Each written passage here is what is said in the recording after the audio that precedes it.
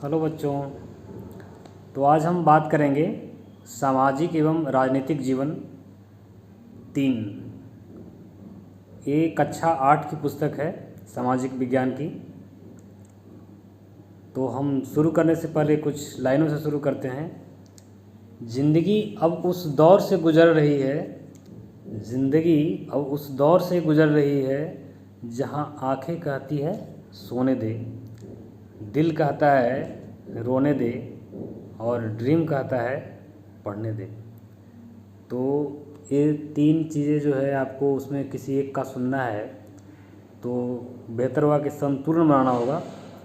यानी जाहिर सी बात है, आप मेहनत करते हैं, थकते हैं तो नींद भी आता है, नींद आना अच्छी बात है, लेकिन उसका एक लिमिटेशन क्रॉस ना हो, है कि नहीं। क्योंकि उस अपने सपनों को पूरा करने के लिए, ड्रीम को पूरा करने के लिए जगना होता है, मेहनत करना होता है।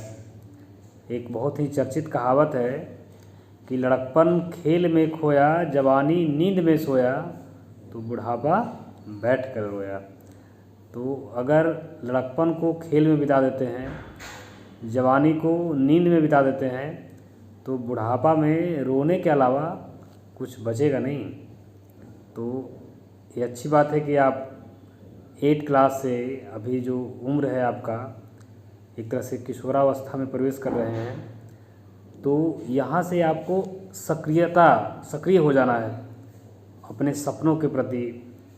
जीवन का उद्देश्य क्लियर हो जाना चाहिए। ऐसे तो कहा नहीं जा सकता है कि कौन आदमी क्या कर सकता है, किसी का भविष्य कोई नहीं बता सकता है, लेकिन हाँ इतना ज़रूर तय है कि उसके सोचने से, उसके अंदर क्या थॉट्स प्रोसेस चल रहा है, उससे उसके जीवन का उद्देश्य पता चल जाता है। ऐसे गौतम बुद्ध का एक स्टेटमेंट है कि जो व्यक्ति जैसा बनना चाहता है वैसा ही बन जाता है कि नहीं। यानी कि आप जैसा बनना चाहता है वैसा ही आपके अंदर एक बिहेवियर क्रिएट होगा। जैसे आप मान लिया जाए कि आईएएस बनना चाहते हैं, तो आईएएस बनना चाहते हैं तो आपके बिहेव में ये चीज़ें आ जाएगा ऑटोमेटिकली कि हमको हिस्ट्री बढ़िया से पढ़ना चाहिए, पॉलिटी बढ़िया से पढ़ना चाहिए, ज्योग्राफी बढ़िया से पढ़ना चाहिए, है कि नहीं। हिंदी पर अच्छा कमांड होना चाहिए, इंग्लिश पे जो भी आपका लैंग्वेज हो सकता है कि नहीं। तमाम तरह के सिलेबस, आपका उसका क्या सिलेबस है, आप भले 8 क्लास में पढ़ रहे हैं लेकिन सोच कुछ और रहे हैं। अगर आपको डॉक्टर बनना है तो उसके हिसाब से सोचना शुरू कर दीजिएगा, इंजीनियर बनना है तो जीवन का उद्देश्य क्लियर होना चाहिए, है कि नहीं। और वो जब क्लियर है तो आपका जो प्रोडक्टिविटी है काम करने का वो बढ़ जाएगा। तो ये चीज़ ज़रूर क्लियर, अगर नहीं क्लियर है तो सोचिए अपने आप से कि हमको करना क्या है जीवन में, हम किस लिए आए हैं, हमारा जन्म जो है इस पृथ्वी पे क्यों हुआ है कि नहीं। तो इन सारी चीज़ों के साथ हम आगे बढ़ते हैं। तो सबसे जो पहला चैप्टर है आज आप लोगों को, वो है भारतीय संविधान। तो संविधान के बारे में तो आप लोग बहुत ज़्यादा तो नहीं जानते होंगे, लेकिन हाँ इतना तो ज़रूर जानते होंगे कि हमारा जो देश है वो संविधान के अकॉर्डिंग ही चलता है, यानी कि नियम कानून के हिसाब से चलता है। जैसे आपके जो बुक है उसमें एक शुरुआत की गई है इसका कि जैसे फुटबॉल का खेल होता है या कोई भी खेल होता है, इसमें उदाहरण दिया गया है फुटबॉल का, लेकिन इसके अलावा कोई भी जो खेल होता है वो नियम कायदे से ही चलते हैं। अगर नियम कायदे नहीं होंगे तो खेल जो है उसमें मज़ा नहीं आएगा, वो कहने का मतलब अराजकता का शिकार हो जाएगा, है कि नहीं। जैसे इसमें दिया कि जो फुटबॉल के खेल होता है तो उसमें जो गेंद पकड़ने का अथॉरिटी होता है सिर्फ हाथ से या, है कि नहीं, बाँह से, वो सिर्फ गोलकीपर को ही होता है, बाकी लोगों को नहीं होता है। तो तमाम तरह के खेल होते हैं और तमाम तरह के उसके नियम कायदे होते हैं। उसी प्रकार से दुनिया में तमाम तरह के देश हैं, लगभग 200 के आसपास, और सबके अपने अपने रूल्स कानून हैं। कहीं राजतंत्र है, कहीं लोकतंत्र है, कहीं तानाशाही है, जो भी है, शासन के कई अलग अलग प्रकार होते हैं। हमारा देश भी अगर इतिहास के पन्नों को हम उलट के देखेंगे तो हमारा देश भी कई प्रकार के शासन से गुजरा है कि नहीं। पहले कभी राजतंत्र हुआ करता था कि राजा का बेटा ही राजा बनेगा। आज लोकतंत्र है कि कोई भी व्यक्ति जो क्षमता रखता है अपने अंदर जो गरिमा उसको है वो अपना निखार पाता है, अपना जो टैलेंट है उसको निकाल पाता है। तो कोई भी व्यक्ति को कुछ भी बनने की आज़ादी है कि नहीं, और उसके भी रूल्स हैं और वो उसको फॉलो करना होता है कि नहीं। तो हम आगे बढ़ते हैं इसमें हमको पढ़ना क्या क्या है, इन सब सारी चीज़ों पे आगे हम शॉर्ट में बात कर लेंगे। उसके बाद जो है हम आपको जो क्वेश्चंस, कुछ जो प्रमुख क्वेश्चंस हैं उसके आंसर राइटिंग करवाएंगे, है कि नहीं। ये काफ़ी अहम पहलू है कि आपके अंदर लिखने का क्षमता डेवलप हो, क्योंकि आप जब लिखने का क्षमता अभी से डेवलप कर लेंगे, है कि नहीं, तो आगे चल के आपको काफ़ी आसानी होगी किसी भी परीक्षा का तैयारी करने में, है कि नहीं। तो सबसे पहले हम इसमें बात करते हैं कि आज पढ़ना क्या क्या है हमें, है कि नहीं। तो पढ़ना है संविधान क्या है कि नहीं, संविधान क्या है और इसकी ज़रूरत क्यों है, इस टाइप के क्वेश्चंस आएंगे, उसको आपको राइटिंग करवाएंगे, है कि नहीं। जैसे सिंपल, जैसे हम बताया कि खेल में जिस प्रकार से अनुशासन बनाए रखने के लिए नियम की ज़रूरत होती है, उसी प्रकार से एक देश को चलाने के लिए, समाज को चलाने के लिए नियम की आवश्यकता होती है कि नहीं। अगर नियम नहीं होंगे तो जो ताकतवर लोग होंगे वो कमज़ोर लोगों को क्या करेंगे, सताएंगे, है कि नहीं। जो पैरवी वाले लोग होंगे उनको न्याय तो मिल जाएगा, लेकिन जो गरीब होंगे, वंचित होंगे, उनको न्याय नहीं मिल पाएगा। तो ये तमाम तरह की समस्याएं क्रिएट हो सकती है।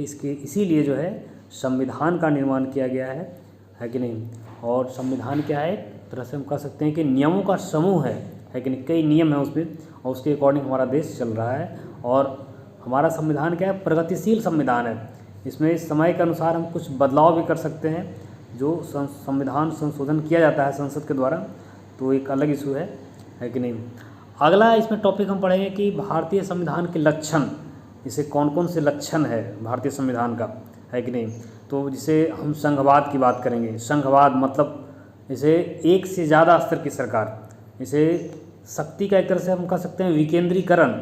एक होता है केंद्रीकरण, जिसे एक ही राजा, मान लो कि प्रधानमंत्री को ही सारा पावर होता और नीचे किसी को कोई पावर नहीं होता, तो उसको हम कहेंगे केंद्रीकरण। जैसे मान लिया जाए कि सऊदी अरब देश है, यूएई देश है, तो वहाँ राजतंत्र है, तो पूरा शक्ति का केंद्र जो है एक व्यक्ति होता है। वहाँ पे शक्ति का केंद्र कौन होता है, मात्र एक व्यक्ति होता है, जो वहाँ का सुल्तान है कि नहीं। लेकिन उसके ठीक उल्टा भारत में लोकतंत्र है, अमेरिका में लोकतंत्र है, इंग्लैंड में लोकतंत्र है। वहाँ पे शक्ति जो है एक व्यक्ति के हाथ में नहीं होता है कि नहीं। यानी एक से अधिक स्तर की सरकार होती है। हिसाब से कोई पूछे कि संघवाद का मतलब क्या होता है बाबू, तो आप क्या बताइएगा। संघवाद का मतलब जहाँ एक से अधिक स्तर की सरकारें हों, है कि नहीं। जैसे हमारे देश में एक केंद्र स्तर की सरकार है जहाँ पे प्रधानमंत्री का चयन होता है, फिर राज्यों में राज्य स्तर की सरकार है जहाँ मुख्यमंत्री का चयन होता है। इसके अलावा स्थानीय सरकार भी है जहाँ मुखिया सरपंच का चयन होता है। तो हम कहेंगे कि जहाँ एक से अधिक स्तर की सरकार है उसको हम कहेंगे संघवाद, है कि नहीं। तो ये भारतीय संविधान का लक्षण है, यानी भारतीय संविधान में ये गुण निहित है कि भारतीय संविधान आपको पूछा जाए कि भारतीय संविधान कैसा है, आपको उसके बारे में कुछ व्याख्या करने के लिए बोला जाए। इसे होता है ना कि कोई आदमी, मान लो कोई किसी का आप नाम नहीं जान रहे हैं, कोई आपके दरवाजे पे आया था और चला गया, और आपकी मम्मी आपसे पूछी कि कोई आया था अभी, तो बोले कि हाँ आया था, तो कैसा था। तो उसको आप देखे होंगे तो बता सकते हैं कि लंबा था, नाटा था, मोटा था, पतला था, है कि नहीं, साड़ी पहने हुए था कि शर्ट पैंट पहने हुए था, जो भी। तो ये आपको उसको देख करके बता देते हैं। तो उसी प्रकार से संविधान के लक्षण है, इसका कैरेक्टर है, जो आप इस कैरेक्टर के माध्यम से संविधान की व्याख्या कर सकते हैं कि हमारा संविधान कैसा है कि नहीं। तो संघवाद इसके एक लक्षण है। उसी प्रकार से संसदीय शासन प्रणाली है। संसदीय शासन प्रणाली का मतलब जो है, हम ये ऐसे समझेंगे कि यहाँ पे इसे संसद में जैसे जो सरकार बनती है कि नहीं, तो सरकार के ऐसे 3 अंग है कि नहीं। आप पहले भी पढ़े होंगे, अगर 7 क्लास का वीडियो मेरा देखे होंगे तो उसमें भी पढ़े होंगे आप कि सरकार के मुख्यतः 3 अंग हैं, कार्यपालिका, विधायिका और न्यायपालिका। अब जो कार्यपालिका का गठन जो होता है, ऐसे अभी सिंपल एक उदाहरण आपको बताते हैं। जैसे अभी भारत के प्रधानमंत्री श्री नरेंद्र मोदी जी हैं। अब मोदी जी जो है वाराणसी से सांसद जीते हैं, जो है सांसद कहाँ से बने हुए हैं, वाराणसी लोकसभा निर्वाचन क्षेत्र से, है कि नहीं। तो वो व्यक्ति जब संसद में जाके बैठते हैं, जो संसद भवन दिल्ली में है, वहाँ जाके बैठते हैं वो, तो उस समय वो विधायिका का पार्ट होते हैं। विधायिका यानी मतलब जो विधि बनाने का काम इसको दिया गया है कि नहीं, तो विधायिका का पार्ट होते हैं। और जैसे ही वो अपने प्रधानमंत्री कार्यालय में आ जाते हैं, है कि नहीं, तो उस समय वो कार्यपालिका का पार्ट होते हैं। यानी कि हमारा संसदीय प्रणाली का विशेषता ये है कि जो भी कार्यपालिका का मेंबर होता है, यानी कि जो सरकार मंत्री परिषद को कहते हैं, मंत्री परिषद का जो सदस्य होता है वो विधायिका का भी सदस्य होता है कि नहीं। तो ये चीज़ें आपको बेहतर तरीके से समझनी चाहिए, है कि नहीं। तो संसदीय शासन प्रणाली में क्या है कि जो शासन चलाता है उसको नियंत्रण कहाँ से किया जाता है, संसद से किया जाता है कि नहीं। हम आगे और भी विस्तार से इसको पढ़ेंगे, है कि नहीं। अगला है शक्तियों का बंटवारा। विधायिका, कार्यपालिका और न्यायपालिका में शक्तियों का बंटवारा किया गया है। सबके अपने अपने कार्य क्षेत्र हैं, है कि नहीं, और इस प्रकार से जो है कार्य करते हैं। अगला है भारतीय संविधान के लक्षण में मौलिक अधिकार, फंडामेंटल राइट, ये जो है लोगों को प्रदान किए गए हैं जिससे लोगों का सर्वांगीण विकास हो सके, वो स्वतंत्र रूप से जो है अपने गरिमापूर्ण जीवन जी सके। इन सारे थॉट्स के साथ लोगों को फंडामेंटल राइट दिए गए हैं, है कि नहीं। वो आपको भी प्राप्त है, हर भारत के हर नागरिक को प्राप्त है। इसके अलावा और भी क्या लक्षण है, धर्मनिरपेक्षता। तो इसमें कुछ ऐसा नहीं कि सिर्फ इतना ही लक्षण है, लक्षण और भी बहुत हैं। एक लंबी श्रृंखला है भारतीय संविधान के लक्षण की, लेकिन आपको हम कुछ प्रमुख लक्षण पे बात कर रहे हैं, है कि नहीं। धर्मनिरपेक्षता, धर्मनिरपेक्षता का मतलब राज्य का कोई अपना धर्म नहीं होगा, है कि नहीं। राज्य का मतलब, राज्य यहाँ पे देखिए, यहाँ पे एक चीज़ और समझ आ जाते हैं आपको, राज्य और देश। जैसे आप राज्य का मतलब बेसिकली समझते होंगे जो स्टेट होता है, लेकिन यहाँ पे राज्य हम बोलेंगे अगर कि राज्य का कोई अपना धर्म नहीं है, तो यहाँ पे राज्य का मतलब भारत राज्य की हम बात कर रहे हैं। हम कह सकते हैं भारत एक राज्य है, क्योंकि राज्य का एक क्राइटेरिया है जो सुन लीजिए। राज्य के 4 क्राइटेरिया होते हैं। कौन कौन?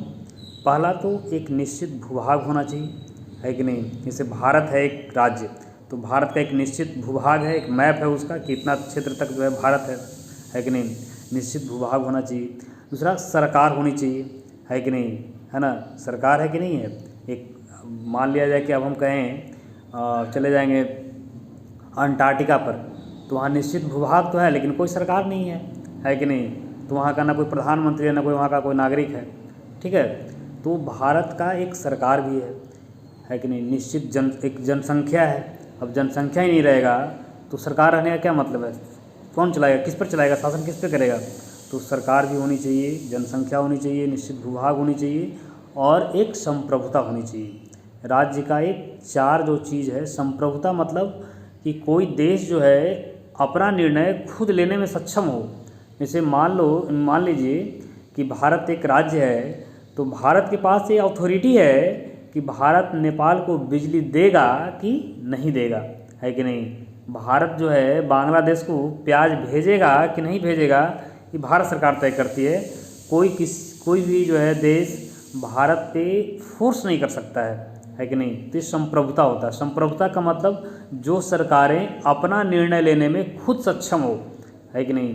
तो इस देखिए, आप जब पॉलिटी सब्जेक्ट पढ़ रहे हैं तो कई छोटे छोटे शब्दों का व्याख्या आपको जानना जरूरी होगा, और इसके लिए आप घबराइएगा नहीं, पढ़ते जाइए, हम आपको सारा चीज़ प्रोवाइड करवा देंगे, है कि नहीं। तो हम धर्मनिरपेक्षता पे बात कर रहे थे कि इसका कोई राज्य का अपना धर्म नहीं होगा, है कि नहीं। सभी धर्मों को समान संरक्षण दिया जाता है ना। न्याय की बात करेंगे हम कि न्याय जो है भारतीय संविधान में न्याय की बात की गई है, सामाजिक, आर्थिक और राजनीतिक न्याय। तो ये सारे न्याय क्या होते हैं इस पर हम चर्चा करेंगे। तो चलिए हम बारी बारी से सारे क्वेश्चन को देखते चलते हैं। तो पहला क्वेश्चन है, संविधान के बुनियादी मूल्य से क्या समझते हैं, है कि नहीं। इसके बुनियादी मूल्य से आप क्या समझते हैं।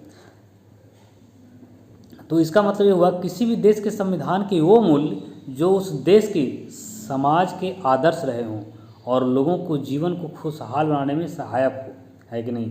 वो उसके से हम कहेंगे भारत के संविधान के जो बुनियादी मूल्य हैं वो क्या है, लोकतंत्र, स्वतंत्रता, समानता, न्याय, धर्मनिरपेक्षता, ये सब जो है संविधान के बुनियादी मूल्य हैं जो भारत के लोगों का आदर्श रहा है, और ये सब चीज़ें जो है भारत के लोगों को खुशहाल बनाने में सहायक है। जैसे आपको आज़ादी मिल रही है पढ़ने का, आने जाने का, व्यवसाय करने का, इससे आप क्या हो रहा है, आपका विकास हो रहा है, आपका अभी आप जो है एक गरिमापूर्ण जीवन व्यतीत कर रहे हैं। तो ये सब जो है संविधान के बुनियादी मूल्य हैं। अगला क्वेश्चन है लोकतंत्र क्या है। आपसे शॉर्ट में क्वेश्चन पूछा जाए कि लोकतंत्र क्या है। तो लोकतंत्र को हम परिभाषित कर सकते हैं ऐसे कि अब्राहम लिंकन के शब्दों में इसको बहुत चर्चित परिभाषा है। अब्राहम लिंकन ने कहा था कि लोकतंत्र जो है जनता का जनता के द्वारा और जनता के लिए शासन है। आपसे अगर कोई शॉर्ट में पूछे कि लोकतंत्र क्या है, तो वैसे लोकतंत्र का परिभाषा कई लोग कई प्रकार से करते हैं और कर सकते हैं। जैसे हम परिभाषा जो निर्धारित करते हैं ना, तो उसमें होता है ना, उसके कैरेक्टर के आधार पर उसका परिभाषा बनाते हैं। इसलिए कोई भी परिभाषा जब आगे चल के आप याद कीजिएगा तो रट के याद नहीं करना है, आपको समझ के याद करना है, उसके कैरेक्टर को जान के याद करना है। अगर आप उसका कैरेक्टर जान जाइएगा तो परिभाषा खुद ब खुद गढ़ दीजिएगा। जैसे मान लें कि एक व्यक्ति है जो काला शर्ट पहने हुए है और लाल टोपी लगाए हुए है, तो आप उसको बोल सकते हैं ना, लाल टोपी वाला आदमी है कि नहीं, काला शर्ट वाला आदमी, दोनों से उसी को बोध होगा। अब बशर्ते कि वो वाला गुण किसी और में ना पाया जाए, है कि नहीं तो फिर वो इक्वलिटी वाली बात हो जाएगी और परिभाषा में आपका जो है थोड़ा सा वेरिएशन क्रिएट हो जाएगा। तो चलिए वो एक अलग विषय है। तो हम लोकतंत्र की बात कर रहे थे, तो लोकतंत्र के संदर्भ में अब्राहम लिंकन ने कहा है, जनता का जनता के द्वारा और जनता के लिए शासन है। हम लोकतंत्र की कुछ विशेषता की बात करें तो ये क्या है, शासन के शक्ति किसी व्यक्ति या वर्ग विशेष में न होकर भारत की जनता में निहित है कि नहीं। अगर हम भारतीय लोकतंत्र की बात करें, ऐसा क्यों? क्योंकि कोई भी सरकारें जो है आती जाती रहती है कि नहीं, उसका कोई परमानेंट यहाँ पे अड्डा नहीं है। हम 5 साल के बाद चुनाव करते हैं, मन करता है उसको हटा देते हैं, है कि नहीं। हमको लगता है कि ये हमारे लिए काम नहीं कर रहे हैं, ये देश के लिए अच्छा काम नहीं कर रहा है सरकार, तो चलो इसको हटाओ, तो वोट के माध्यम से हम उसको हटा देते हैं। तो हम कहते हैं कि इसमें जो शासन की शक्ति जो है किसी व्यक्ति या वर्ग विशेष में ना हो करके भारतीय जनता में निहित है। जनता चाहेगी तो सरकार को हटा सकती है। लोकतंत्र में शक्ति का समस्त स्रोत जो है कौन है? जनता। ये क्वेश्चन आपसे पूछा जाता है कि लोकतंत्र में शक्ति का समस्त स्रोत कौन है? प्रधानमंत्री, राष्ट्रपति, सुप्रीम कोर्ट के न्यायाधीश, ये सब नहीं है। कौन है? भारत की जनता। याद रखना है कि लोकतंत्र में शक्ति का समस्त स्रोत भारत की जनता है। इसलिए अपने आप को पावरफुल मानिए कि आप भारत देश के नागरिक हैं और आप एक शक्तिशाली नागरिक हैं, आपके पास बहुत अधिकार है कि नहीं। लोकतंत्र में जनता अपना शासक स्वयं चुनती है, ये तो जानते ही हैं कि वोट होता है हर 5 साल बाद, विधानसभा का, लोकसभा का, पंचायत चुनाव होता है ना। तो ये सब चीज़ें आपको पता है। अगला है स्वतंत्रता क्या है कि नहीं। तो स्वतंत्रता जो है लोकतंत्र की सफलता का मुख्य आधार उस देश में निवास करने वाले लोगों की स्वतंत्रता से है। जैसे अगर मान लो कि लोकतंत्र है और स्वतंत्रता ही नहीं है, तो लोकतंत्र का मतलब क्या रह जाएगा भाई, है कि नहीं। इसलिए भारतीय संविधान द्वारा नागरिकों को प्राप्त स्वतंत्रता निम्नलिखित है। कुछ स्वतंत्रताएं दी गई है जिससे वो अपना सर्वांगीण विकास कर सके और गरिमामय पूर्ण जीवन जी सके। यानी लोकतंत्र का एक ये भी आदर्श निहित रहता है उसमें कि लोग जो है गरिमामय पूर्ण जीवन जी सके, मतलब किसी प्रकार का कोई दबाव फील न करे, घुटन महसूस नहीं करे, है कि नहीं। समझ रहे हैं। अब देखिए क्या क्या है, बोलने की स्वतंत्रता यानी प्रेस की स्वतंत्रता। जैसे हम मान लें कि एक उदाहरण बताते हैं बोलने की स्वतंत्रता का। जैसे मान लिया जाए कि भारत के जो प्रधानमंत्री हैं श्री नरेंद्र मोदी जी, वो बोलते हैं कि हम देश का चौकीदार हैं। चौकीदार मतलब देश की सेवा करने वाले, है कि हम आपका सेवक हैं। और उसके जो एंटी पार्टी हैं, कांग्रेस पार्टी के लीडर हैं या फिर कोई भी एक आम आदमी है, वो बोलता है कि चौकीदार चोर है कि नहीं, चौकीदार चोर है। तो ये देखिए, ये जो चीज़ है, ये जो बोलने का स्वतंत्रता है, ये भारतीय लोकतंत्र में है। जहाँ लोकतंत्र है वैसा ही ऐसा बोल सकते हैं। अगर आप सऊदी अरब के सलमान को बोल दीजिएगा कि चौकीदार चोर है, यहाँ का राजा चोर है, उसका जीभ काट लिया जाएगा, क्योंकि वहाँ लोकतंत्र नहीं है कि नहीं। तो ये जो बोलने की स्वतंत्रता है, प्रेस की स्वतंत्रता है, प्रेस मतलब जैसे मीडिया, है कि नहीं, मीडिया के माध्यम से भी सरकार की नीतियों का आलोचना किया जा सकता है। वो गलत काम कर रही है तो उसकी नीतियों का हम आलोचना कर सकते हैं। तो ये जो स्वतंत्रता है, ये जो है लोकतंत्र में दिया जाता है। शांतिपूर्ण से एकत्रित होने की स्वतंत्रता। आप जो है किसी मुद्दे को लेकर के, इसे मान ली परीक्षा में जो है पेपर लीक हो गया, तो कई विद्यार्थी जो है इकट्ठा हो जाते हैं और सरकार के खिलाफ नारेबाजी करते हैं। तो यानी शांतिपूर्ण रूप से आप एकत्रित होकर के आप विरोध दर्ज कर सकते हैं। सभा या समूह बनाने की स्वतंत्रता। आप जो है कोई सभा बना सकते हैं, जैसे अखिल विद्यार्थी परिषद, इस प्रकार से कई प्रकार के जो है सभा गुट बनाया जा सकता है कि नहीं।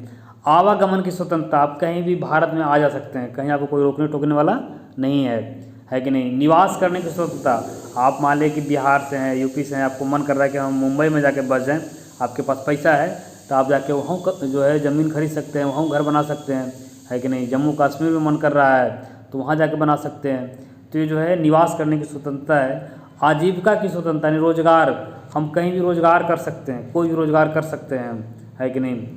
हालांकि कुछ चीज़ों पर प्रतिबंध होता है, जैसे अब मान लीजिए बिहार में शराब बेचने पर प्रतिबंध है, तो आप ये नहीं बोलिएगा कि जो है हमको शराब बेचना है, कहा कि हमको जो है आजीविका की स्वतंत्रता जो है हमारा संवैधानिक अधिकार है कि नहीं, ये हमारा फंडामेंटल राइट में आता है। तो बहुत सारी चीज़ों पे युक्त प्रतिबंध लगाया जाता है कि नहीं। सरकार उसका रेफरेंस दे करके कुछ चीज़ों पे आपको प्रतिबंध लगा सकती है, जैसे मादक पदार्थों पर।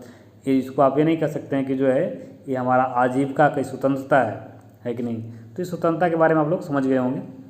अगला क्वेश्चन है कि किसी लोकतांत्रिक देश को संविधान की ज़रूरत क्यों है कि नहीं। क्या बिना संविधान के लोकतंत्र नहीं चल सकता है कि नहीं। तो इस चीज़ को समझना है। तो हम आगे इसमें समझेंगे क्या कि संविधान क्या है कि नहीं। इसे लोकतांत्रिक देश को संविधान की ज़रूरत क्यों है, तो हम आगे ये जाने कि संविधान क्या है।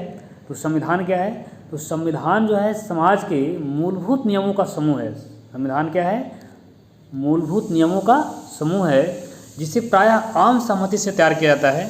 भारत में पहली बार 1934 ईस्वी में भारतीय राष्ट्रीय कांग्रेस ने भारत का संविधान बनाने के लिए संविधान सभा का गठन की मांग की। और अंततः है ना, ये हम जब पॉलिटी पढ़ेंगे और भी आगे चल के संविधान का निर्माण कैसे हुआ था, तो उसमें हम डिटेल से पढ़ेंगे। हम यहाँ पे एक ट्रेलर टाइप का एक छोटा सा आपको रेफरेंस दे दिए हैं कि भारतीय संविधान का जो मांग जो है कांग्रेस ने पहली बार कब किया था, 1934 ईस्वी में, है कि नहीं। और उसके बाद जो संविधान बनने की प्रक्रिया शुरू हुई वो दिसंबर 1946 में जो है शुरू हुई, और संविधान सभा का उसमें गठन हुआ, है कि नहीं। कैसे हुआ एक अलग मुद्दा है, ये अलग क्वेश्चन में हम बात करेंगे, है कि नहीं। तो हम आगे बात करते हैं कि दिसंबर 1946 से नवंबर 1949 के बीच, यानी 2 वर्ष 11 महीना 18 दिन लगे संविधान को बनाने में, है कि नहीं। संविधान सभा ने स्वतंत्र भारत के लिए नए संविधान का एक प्रारूप तैयार किया। किसी भी लोकतांत्रिक देश के लिए संविधान का होना आवश्यक है, क्योंकि यही क्वेश्चन पूछ रहा है कि संविधान क्यों आवश्यक है। तो हम आगे बताए क्या, देखिए क्वेश्चन में पृष्ठभूमि में हम बता दिए कि संविधान है क्या, है कि नहीं। भारत का संविधान का निर्माण कैसे हुआ है, तो उसको हम बहुत शॉर्ट में 2-4 लाइनों उसको बता दिए हैं। अब उसके बाद बता रहे हैं कि क्यों ज़रूरत है इसका, संविधान का ज़रूरत क्यों है। तो यह उन आदर्शों को सूत्रबद्ध करता है जिनके आधार पर नागरिक अपने देश को अपनी इच्छा और सपने के अनुसार रच सकते हैं। देखिए जो संविधान बनाया गया है, भले ही कुछ लोगों द्वारा बनाया गया है, करीब उसमें 300 लोग शामिल थे, लेकिन वो भारत के प्रतिनिधि थे, है कि नहीं। जैसे मान लिया आपके ज़िले से एक व्यक्ति जो है सांसद चुना जाता है, तो भले एक आदमी होता है, लेकिन वो लाखों लोगों का प्रतिनिधित्व कर रहा होता है, वो आपकी आवाज़ होता है संसद भवन में, है कि नहीं। तो उसी प्रकार से जो संविधान बनाया गया है, वो भले उसमें 300 लोग करीब शामिल थे, लेकिन वो पूरे देश का प्रतिनिधित्व कर रहे थे, है कि नहीं। आगे क्यों जरूरी है, राजनीतिक व्यवस्था तय करना। हम कैसा व्यवस्था रखना चाहते हैं, लोकतंत्र रखना चाहते हैं, राजतंत्र रखना चाहते हैं, है कि नहीं। बहुत तरह की शासन प्रणाली है, किसको कितना अधिकार मिलना चाहिए, ये कौन तय करता है, संविधान तय करता है कि नहीं। सभी को समानता का अधिकार देना, ये जो है संविधान का एक ज़रूरी पार्ट है कि अगर ऐसा लोकतंत्र है तो ये लोकतांत्रिक देश में लोकतांत्रिक संविधान का एक तरह से दायित्व हो जाता है कि सबको हम बराबर अधिकार दें। अल्पसंख्यकों पर बहुसंख्यकों की निरंकुशता या दबदबे पर प्रतिबंध लगाना। देखिए इसको समझिए, अल्पसंख्यकों पर बहुसंख्यकों की निरंकुशता पर प्रतिबंध लगाना। इसे मान लिया कि भारत में बौद्ध लोग बहुत कम संख्या में है कि नहीं, उसका संख्या बहुत कम है कि नहीं। या हम कहें पारसी लोग बहुत कम है, या यहूदी लोग बहुत, उसका जनसंख्या बहुत मिनिमम है, मतलब नॉर्मल है। या जैन की संख्या कहेंगे तो बहुत कम है कि नहीं। और उस पर कोई भी एक बहुसंख्यक, जैसे भारत में हिंदू है, उसके बाद मुस्लिम की संख्या है, वो अगर अल्पसंख्यकों को दबाने की कोशिश करता है कि नहीं, तो वहाँ पे ये संविधान जो है उसको रोकता है कि आप दबा नहीं सकते हो। अब दबाया कैसे जाता है, 2 तरीके से। एक तो होता है इंटर कम्युनिटी का मतलब कि अंतर सामुदायिक, यानी एक समुदाय द्वारा दूसरे समुदाय को दबाया जा रहा है। अगर मान लिया जाए कि कहीं पे कोई मुस्लिम समुदाय का व्यक्ति बौद्ध समुदाय के व्यक्ति को दबा रहा है, मान लीजिए एक गांव है जहाँ पे 5 घर जो है बौद्ध व्यक्ति रहते हैं, बौद्ध लोग रहते हैं, और वहाँ पे 50 घर मुस्लिम है, 100 घर हिंदू है, सपोज की उस गाँव में, और वहाँ पे बौद्धों को दबाया जा रहा है, तो ये जो है उसको रोकेगा, संविधान उसको रोकेगा, उसको अधिकार देगा कि आप ऐसा नहीं कर सकते हैं, उसको सुरक्षा देगा संविधान, है कि नहीं। तो एक समुदाय द्वारा दूसरे समुदाय पर जो है निरंकुशता यानी दबाव होता है, उस पर प्रतिबंध लगाता है कि नहीं। एक होता है इंट्रा कम्युनिटी, यानी इंट्रा कम्युनिटी का मतलब होता है कि नहीं अंतः सामुदायिक। यहाँ पे दोनों चीज़ इंग्लिश में लिखा गया है, कोई बात नहीं, इसको लिखिएगा अंतः सामुदायिक। अंतः सामुदायिक का मतलब होता है एक ही समुदाय के भीतर कुछ लोग दूसरे को दबाते हैं। जैसे मान लिया जाए कि हम एक सिंपल उदाहरण लेते हैं, महिला मान लिया जाए कि एक जो है समुदाय है, कोई अल्पसंख्यक, मान लें कि मुस्लिम एक अल्पसंख्यक समुदाय है भारत में, है कि नहीं, और उसमें महिलाओं को जो है उन पुरुषों द्वारा दबाया जा रहा है। जैसे मान लें कोई महिला है वो बुर्का पहनना पसंद नहीं कर रही है, वो कहती है हमको बहुत अकबकी लगता है, हमको बहुत घुटन होता है, हम बुर्का नहीं पहनेंगे, है कि नहीं, हम मार्केट में जो है ऐसी नॉर्मल निकलेंगे। और उसके घर के जो पुरुष हैं, उसके हस्बैंड हैं या उसके पापा हैं, भाई हैं, जो भी हैं, वो इसी के लिए दबाव देते हैं।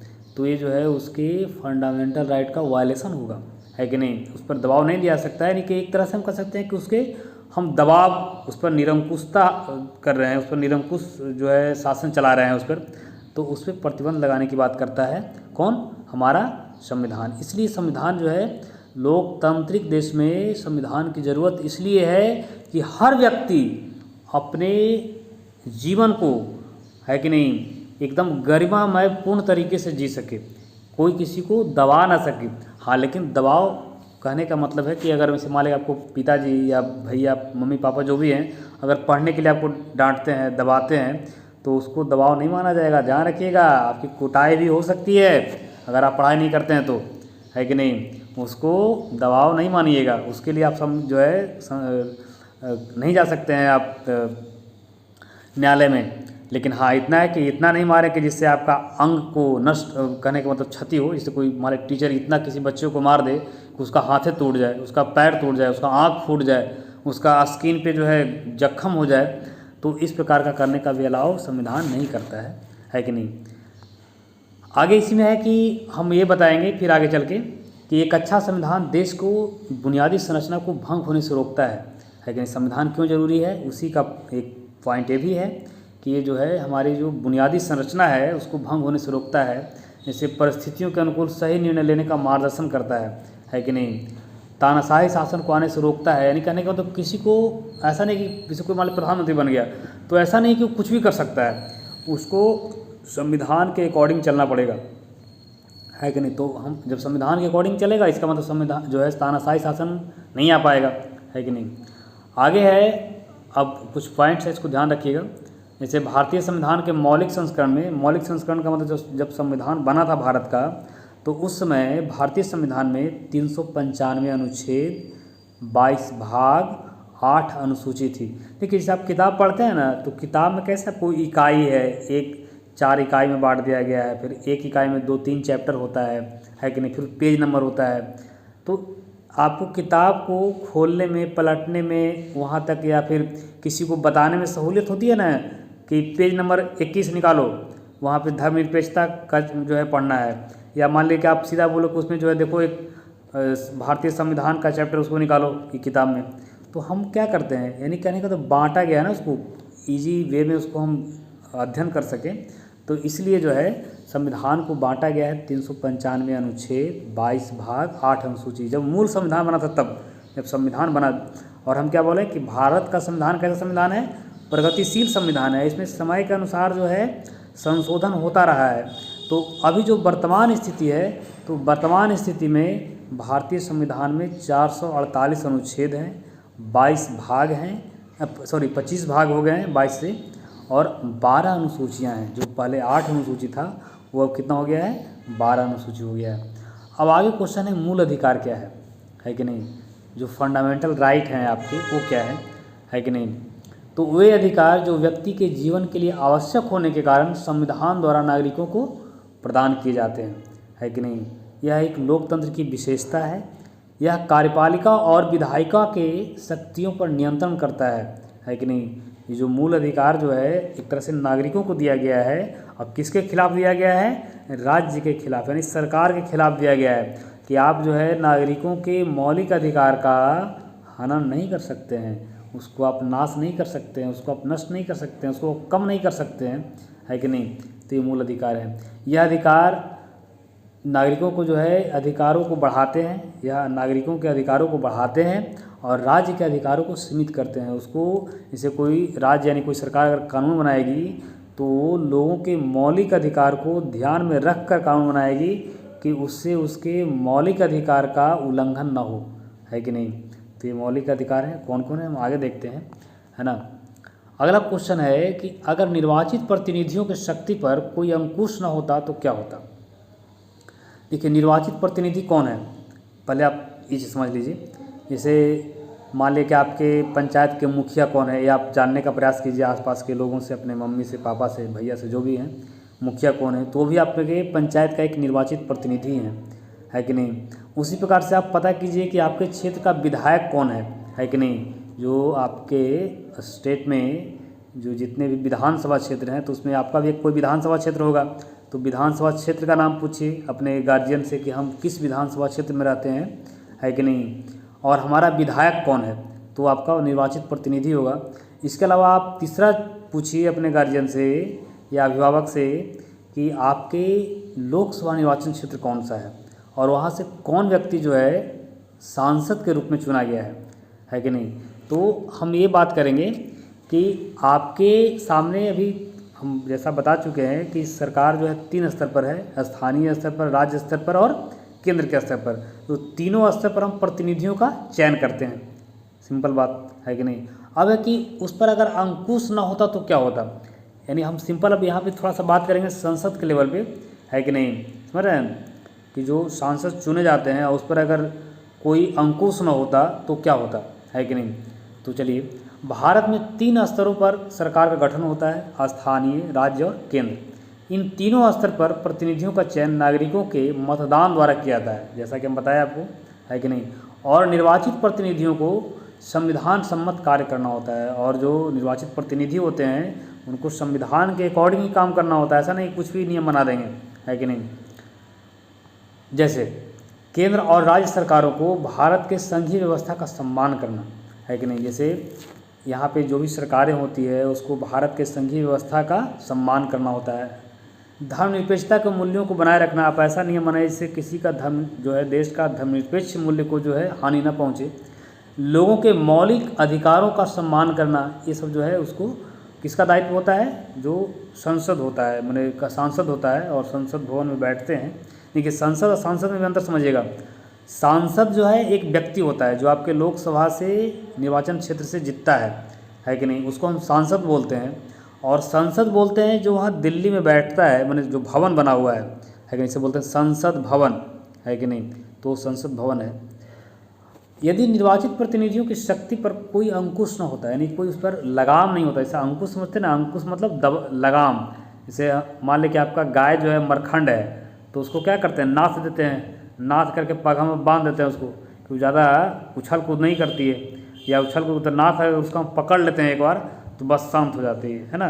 गाय को वैसा करते हैं, भैंस को वैसा करते हैं। तो उसी प्रकार से एक तरह से समझिए कि, या अगर हम सिंपल वे में कहें तो जो सांसद होते हैं या जो विधायिका होती है तो उस पर एक लगाम लगाने के लिए क्या है, संविधान है कि उसके अकॉर्डिंग ही आपको चलना होगा, है कि नहीं। अगर नहीं होता तो क्या होता है, ये समझना है। वो इस शक्तियों का दुरुपयोग कर सकते हैं, है कि नहीं, यानी कि वो अपने मनमाने कानून बना देते, है कि नहीं, और ज़बरदस्ती लोगों पर क्या करते, थोप देते, है ना। लोगों के मौलिक अधिकारों का हनन हो सकता है। अगर मान लिया जाए कि लगाम नहीं होगा विधायिका पर तो क्या करेगा, वो मौलिक अधिकारों का हनन करेगा। वो अपने निर्णय जनता पर ज़बरदस्ती थोपते, है कि नहीं। वो निर्णय जो है ज़बरदस्ती क्या करते, थोपते।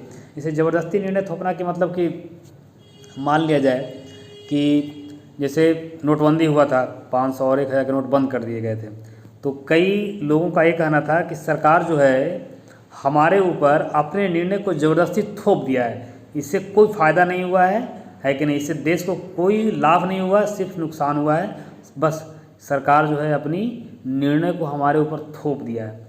तो इसको हम कह सकते हैं कि जो है, अब ये कितना सच्चाई है वो एक अलग इशू है कि नहीं, इसका क्या लाभ है क्या हानि है नोटबंदी का, वो एक अलग इशू है। लेकिन हम एक उदाहरण दे रहे हैं कि ऐसा मतलब जो है अगर लगाम ना हो तो ऐसे कई भी ऐसे रूल्स कानून हमारे ऊपर थोपा जाता है जो हम पालन करने में जो है मतलब मन से तैयार नहीं होते, है ना।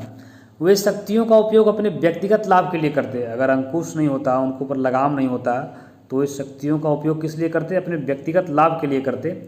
तो इसलिए हमारे संविधान निर्माताओं ने संविधान में ऐसे नियम का प्रावधान किए जो नागरिकों को सत्ता के दुरुपयोग से बचाते हैं, है कि नहीं। निर्वाचित प्रतिनिधियों को भले ही नियम बनाने व उसे लागू करने की शक्ति है, लेकिन उन नियमों विधियों को न्यायालय द्वारा इस आधार पर जांच या पुनरावलोकन किया जा सकता है कि वह संविधान सम्मत है या नहीं। यदि विधि संविधान सम्मत नहीं है तो न्यायालय इस कानून को समाप्त कर सकता है। ये बहुत समझने वाली बात है आपको कि जैसे विधायिका आपको जैसे हम बताए, जैसे संसद चुन के गए, यहाँ से सब सांसद लोग चुन के गए दिल्ली, और उन लोग ऐसा नियम बना दिए जो संविधान के अनुकूल नहीं है, तो न्यायपालिका का एक काम है कि उसका जांच करना। न्यायपालिका यानी कि जो सुप्रीम कोर्ट है, हाई कोर्ट है कि नहीं, खास करके मेनली सुप्रीम कोर्ट इस तरह के नियम को जांच करती है जो संसद कानून बनाती है कि नहीं। तो उसका कोई अपील दायर करता है कि भाई देखिए ऐसा नियम बनाया गया है, इसमें लोगों का फंडामेंटल राइट का वायलेशन हो रहा है। तो उस स्थिति में सुप्रीम कोर्ट उन नियमों की जांच करती है और उसको लगता है कि ये कानून जो है संविधान के अनुरूप नहीं है, तो वो कानून को रद्द भी कर सकती है। ऐसा कई बार हो चुका है, कई ऐसे कानून जो है रद्द हो चुके हैं। आप आगे ऐसे उदाहरण पढ़ते रहेंगे, है कि नहीं। तो आप ये इस क्वेश्चन के माध्यम से आप ये जान लिए कि जो है लोकतंत्र के लिए संविधान कितना ज़रूरी है कि नहीं। उसके मूल्यों को बचाए रखने के लिए संविधान काफ़ी ज़रूरी है। अगला है मौलिक अधिकार कौन कौन है, ये आपको अपना टेक्स्ट बुक जरूर पढ़ना है। देखिए ध्यान रखिएगा, हम जो पढ़ा रहे हैं सिर्फ वही काफ़ी नहीं है, हम जो पढ़ा रहे हैं उसको आप लिखिए। लिखने के बाद आप एक बार किताब जरूर पढ़िए। किताब पढ़िएगा, आपका माइंड जो है और ब्रॉड लेवल पे खुलेगा, है कि नहीं। तो किताब जरूर पढ़ना है, किताब नहीं पढ़िएगा बहुत नुकसान होगा, इसलिए किताब पढ़ना ज़रूरी है। अब मौलिक अधिकार कौन कौन है, तो बस इसको इतना याद रखना है, आगे चल के हम और इस पर विश्लेषण करेंगे फिर, है ना। जैसे समानता का अधिकार है। समानता के अधिकार के मतलब क्या आता है, जैसे किसी भी व्यक्ति से जाति, धर्म, लिंग, वंश के आधार पे हम भेदभाव नहीं कर सकते हैं। हर व्यक्ति को जो है अवसर की समानता है, किसी से हम छुआछूत नहीं कर सकते हैं, है कि नहीं। ये कानूनी रूप से जो है अवैध है। अगर किसी के साथ हम छुआछूत की भावना से ओतप्रोत होकर के कोई कार्य करते हैं तो वो हम पर जो है कानूनी एक्शन हो सकता है कि नहीं। तो समानता का अधिकार दिया गया है। स्वतंत्रता का अधिकार है, जैसा कि आप बात पीछे की कि आने जाने की स्वतंत्रता, सभा करने की स्वतंत्रता, आजीविका की स्वतंत्रता, है कि नहीं। वाक और अभिव्यक्ति की स्वतंत्रता, बोलने की स्वतंत्रता, ये सब जो है ये स्वतंत्रता का अधिकार है। शोषण के विरुद्ध अधिकार है कि जैसे मान लीजिए कोई आदमी किसी व्यक्ति से ज़बरदस्ती काम नहीं करा सकता है कि नहीं। जैसे कोई मजदूर होता है, आपके यहाँ काम करना है दिहाड़ी पे, मान लीजिए उसका काम टाइम है 5 बजे तक करने का, आप उसको 9 बजे रात तक ज़बरदस्ती काम नहीं करवा सकते हैं। या मान लीजिए कोई व्यक्ति काम करने के लिए तैयार नहीं है कि आपको खेत में काम करवाना है या आपको घर में काम करवाना है, तो आप किसी व्यक्ति से ज़बरदस्ती काम नहीं करवा सकते हैं, है कि नहीं। या इसे काम कब करवा सकते, मान लीजिए कि मजदूरी एक दिन का 500 रुपया है और उसको बोलिए कि नहीं 200 में करना पड़ेगा, और वो आपके डर से काम कर रहा है अगर, तो ऐसा जो है उसको क्या बोला जाएगा, शोषण के विरुद्ध अधिकार है। वो व्यक्ति न्यायालय में जा सकता है और बोल सकता है कि हमसे ज़बरदस्ती काम करवाया जा रहा है। हालांकि ये बात सही है कि आम लोगों को जो है न्यायालय की पहुंच काफ़ी सीमित है, नहीं जा पाता है आदमी, उतने ना तो अवेयर है, ना तो जानकार है, और ना ही उतना सक्षम है आर्थिक रूप से कि वो जा पाता है। तो शोषण के विरुद्ध अधिकार है। या फिर शोषण के विरुद्ध अधिकार ये भी है कि मानव, जैसे मानव का तस्करी होता है कि नहीं। जैसे मानव का तस्करी का मतलब जैसे कई ऐसे तस्कर टाइप के लोग होते हैं जो बच्चों को या लड़कियों को बहला फुसला करके ले जाके बेच देते हैं, है कि नहीं। तो आप एक सक्रिय नागरिक के रूप में आपका एक दायित्व है कि आप हमेशा एक्टिव रहें, किसी वैसे अनजान व्यक्ति के संपर्क में जाने का प्रयास न करें जहां आपका मतलब मानव तस्करी का शिकार हो सकते हैं, है कि नहीं। ये जानना बहुत ज़रूरी है। बहुत भारत में यकीन मानिए जो है एक रिपोर्ट के अनुसार प्रतिवर्ष लाखों लड़कियों का जो है मानव व्यापार होता है, यानी इसको बेच दिया जाता है कि नहीं। कई ऐसे लड़के होते हैं जो लड़कियों को अपने प्रेम जाल में मैंने अपने कैद में लेते हैं और उसको घुमाने के बहाने कहीं ले जाते हैं दूर, और ले जाके वहाँ उसको बेच देते हैं। तो ये चीज़ें जो है इसको क्या कहते हैं, शोषण के विरुद्ध अधिकार है। आप जो है अब वहाँ जाने के बाद आदमी आ कहाँ पाता है फिर। तो यहाँ पे इन सब चीज़ों से बचना है। कोई अगर वैसा व्यक्ति आपकी नज़र में है तो उसके खिलाफ़ आपको कानूनी एक्शन लेना चाहिए, है कि नहीं। अगला है धार्मिक स्वतंत्रता का अधिकार। प्रति व्यक्ति को जितने भी व्यक्ति हैं देश में, सबको यह अधिकार है कि वो कौन सा धर्म माने, कौन सा नहीं माने, उस पर कोई किसी प्रकार का कोई जोर ज़बरदस्ती या दबाव नहीं है कि नहीं। अगला अधिकार है सांस्कृतिक और शैक्षणिक अधिकार, है कि नहीं। ये खास करके जो अल्पसंख्यक समूह है उसको दिया गया है अधिकार कि कोई भी व्यक्ति अपने मनपसंद का, है कि नहीं, शैक्षणिक संस्था खोल सकता है, उसका प्रचार प्रसार कर सकता है, ये सब चीज़ें हैं, है कि नहीं। भाषा के आधार पर और धर्म के आधार पर जो है ये अधिकार दिया गया है, सांस्कृतिक और शैक्षणिक अधिकार। नेक्स्ट बहुत इंपॉर्टेंट अधिकार है संवैधानिक उपचार का अधिकार, है कि नहीं। यानी कि आपका कोई भी फंडामेंटल राइट का वायलेशन होता है तो आपको पूरा अधिकार, कोई से मान लीजिए आपके साथ दुर्व्यवहार हो रहा है, जो है समानता का अधिकार नहीं हो रहा है, आप स्कूल में जा रहे हैं पढ़ने के लिए तो आपको बेंच पे नहीं बैठने दिया जा रहा है, आपको बोल रहा है कि आप क्लास के बाहर बैठो क्योंकि आप नीची जाति का व्यक्ति हो, तो उस स्थिति में आप कोर्ट में जाइएगा और कोर्ट में आवेदन दीजिएगा किस के अधिकार के माध्यम से, संवैधानिक उपचार का अधिकार। बोलिएगा हमारे साथ भेदभाव हो रहा है, हमारे साथ समानता का व्यवहार नहीं हो रहा है, तो ये जो संवैधानिक उपचार का अधिकार है यानी कि एक तरह से आपका फंडामेंटल राइट को सेफ रखता है कि नहीं। इसीलिए इस अधिकार को डॉक्टर भीमराव अम्बेडकर ने कहा था कि ये जो है संविधान की आत्मा है कि नहीं। संविधान की आत्मा किसको कहा गया है, संवैधानिक उपचार का अधिकार है उसको कहा गया है संविधान का आत्मा है। आगे क्वेश्चन ये कुछ शब्द हैं आपके जो आपको ध्यान रखना चाहिए। जैसे धर्मनिरपेक्षता शब्द आपके किताब में आया है तो उसका मतलब क्या होता है। तो धर्मनिरपेक्षता का मतलब होता है देश का कोई राजकीय धर्म नहीं होना, यानी हम कह सकते हैं कि सभी धर्मों को जहां समान संरक्षण मिले। इस आपसे कोई पूछे कि भारत एक धर्मनिरपेक्ष देश है, इसका मतलब क्या हुआ, तो इसका मतलब ये हुआ कि भारत का कोई राजकीय धर्म नहीं है, यानी कि सरकार का कोई धर्म नहीं है जो सरकार चला रही है, लेकिन वहाँ पे सरकार के माध्यम से किसी धर्म को विशेष संरक्षण नहीं दिया जाता है, लेकिन सबको समान नज़र से देखा जाता है। संघवाद के बारे में हम चर्चा कर चुके हैं कि जहाँ जिस देश में एक से ज़्यादा स्तर की सरकार होती है, जैसे स्थानीय स्तर की सरकार, केंद्र स्तर की सरकार, राज्य स्तर की सरकार, तो इसको हम कहेंगे संघवाद, इसको है ना, संघवाद है भारत का ये जो है या किसी देश का जो है संघवाद का लक्षण है। शक्तियों का बंटवारा का मतलब कौन, यानी सरकार में तीनों अंग यानी विधायिका, कार्यपालिका और न्यायपालिका के बीच शक्तियों का बंटवारा की बात होती है। सबके अपने अपने कार्य क्षेत्र हैं और उन कार्य क्षेत्र में ही उनको काम करने होते हैं। अगला है संसदीय प्रणाली का मतलब कि जिसमें कार्यपालिका अपनी लोकतांत्रिक वैधता विधायिका से प्राप्त करती है। जैसे हम क्या बताएं कि अगर मान लिया जाए कि प्रधानमंत्री हैं, वो अगर संसद भवन में बैठे हुए हैं तो विधायिका का अंग है, लेकिन अगर वो अपना पीएमओ ऑफिस में बैठे हुए हैं तो वो जो है उस समय वो कार्यपालिका का अंग है। तो जो कार्यपालिका जो होता है वो विधायिका से ही ताकत मिलता है, उसको वहीं से वो शक्ति प्राप्त करता है, लेकिन उसकी वैधता जो मिलती है कहाँ से मिलती है। अगर मान लिया जाए कि मोदी सरकार है और संसद भवन में अविश्वास प्रस्ताव ला करके सरकार को गिरा दिया जा सकता है और जो मंत्रिपरिषद पास जो पावर है उसको छीन लिया जाएगा।